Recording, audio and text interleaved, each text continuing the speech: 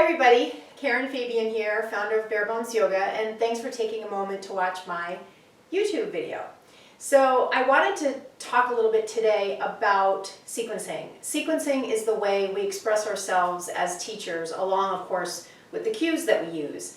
I think of a sequence kind of like a story or a movie or anything that has a beginning, a middle, and an end and takes you on a journey.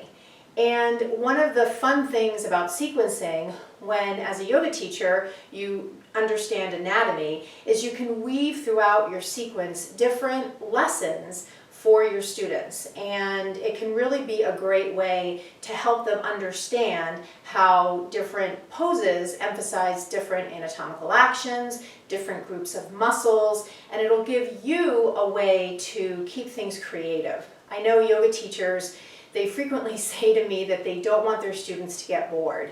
And having that approach is kind of like a double-edged sword in a way, because you really want the yoga to be able to stand on its own. And I don't really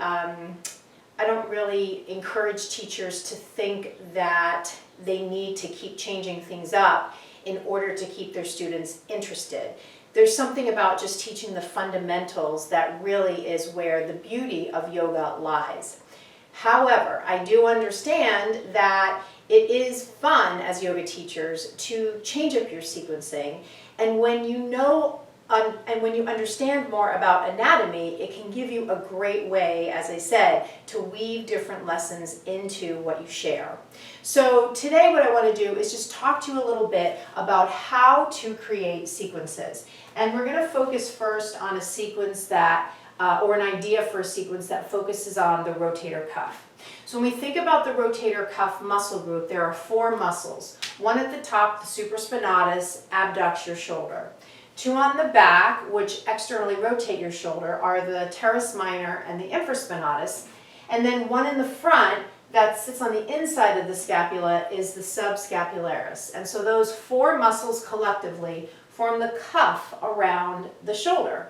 Another muscle that's somewhat similar in terms of forming a cuff is the deltoid. The deltoid literally is like one of those little cap sleeves. It has an anterior part that's responsible for shoulder flexion, a middle part that's responsible for abduction, just like the supraspinatus, and a posterior part that's responsible for external rotation, just like teres minor and infraspinatus. So if I wanted to build some sequencing around those movements, I'd be taking students in ways like this, right? And so we can think about a sequence as first starting out with some kind of warm-up. Now typically what you would do with your students is take them through some sort of initial sequence. Maybe you'd start them in a child's pose, bring them up into downward dog, and then bring them into some kind of forward fold where they had a chance to kind of ground themselves. From there, you could take them through just your standard sequence like Sun A and Sun B, where you're working through these different movements that I'm sure you all know, your warrior one, your warrior two. You could definitely work in some variations there. And this would give you a way to begin to introduce the different muscles we've already talked about. So as they're coming into these poses, you could start to speak to moving the arms away from the body. In low push-up, you could speak to hugging the elbows in. And certainly in downward dog, you could speak to rolling the inner eyes of the elbows forward, which emphasizes a bit of that external rotation, which is the responsibility of those two muscles of the rotator cuff. Now, another piece that you could bring into play is a little bit of internal rotation. So you could bring them into an eagle-like bind, and even though there's a bit of external rotation here, there's definitely shoulder flexion. So that's going to bring into play anterior deltoid and subscapularis, and of course your pectoral muscles. Another really nice arm bind you could bring into play is something like this. So you could do it in a forward fold. You could even do it in warrior. And this would again give you a chance to emphasize external rotation. Just a little side note, those external rotators tend to be really weak in people because we do so much hunching. Another, so it's good to mix any kind of external rotation into your sequencing, especially if it's about the shoulders. Another arm bind that you could bring people into is something like your cow face pose position. And you could even integrate that into chair. You could even, to a certain extent, integrate it into your warrior sequencing. And that would give you a chance to speak to those muscles, reinforce external rotators, build in some creativity. And then when you get to different postures, like let's say you're doing a balancing sequence, there's a lot of opportunity there for shoulder movements as part of balances. And then proceeding to maybe whatever else you're doing, triangle sequence, stuff on the floor, and then ending with restorative. If you do go into some restorative postures that include cow face pose on the ground, you've got both the leg and the arm positioning, which mimics what you've done in the beginning. So those are just some ideas around sequencing. And you can see when you understand the anatomy, it's really easy to start to create that lesson, that journey, that story that has a very distinct beginning, middle, and end. And one of the nice things is you'll have multiple opportunities to reinforce for your students the muscles and the anatomical actions that you know are the lessons you want them to take away from that class.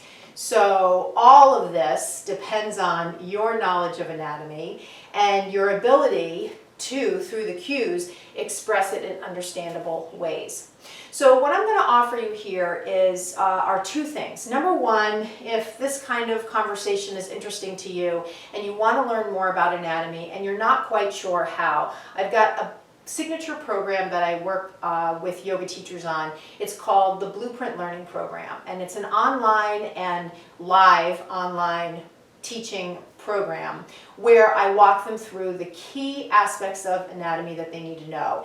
And then I supplement it with live lessons, live coaching calls. So they get access to a full course, and then they get access to a schedule of coaching calls where they can ask questions and we can do some live workshopping. All of it is online, so no matter where you are, you can enroll. So I'll include the link to the wait list, and you can get on the wait list for that program. And the next time I open enrollment, I'll let you know. The next thing I want to tell you about is this week I launched the Bare Bones Yoga Practice Portal. And this is both live and recorded classes. So sequencing like this, different lengths of sequences, 30 minutes, 45 minutes, an hour. I even do some sequences where I teach myofascial release.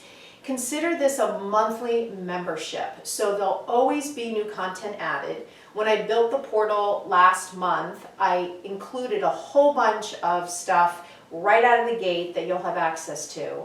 And then every month you'll get free additional content. So once you sign up for $19.99 a month, every month there'll be new content added to the portal. And this will also give you a chance to attend live classes with me. And if you can't make the live classes, it doesn't matter because you'll always have access to the recorded content. You'll never get bored because I'm always adding new content to the portal. And there are some really cool, interesting things. Like I said, myofascial release, an athlete's corner. I'll be adding children's classes if you've got kids in your house. And I'll also be doing some live workshops. And there's even an Expand Yourself section where I'll be offering some different journaling exercises and different lessons, all focused on really helping you on the personal development side. So the Bare Bones Yoga Practice Portal is $19.99 a month, only through June. Come July, the price will go up. So to enroll in that, all you have to do is go to my website, barebonesyoga.com. And it's right there on the homepage, the link to preview, and then if you like what you see, to sign up. And don't forget, sign up in June because you'll get the best rate. Thanks so much for watching. Have a great day. Namaste.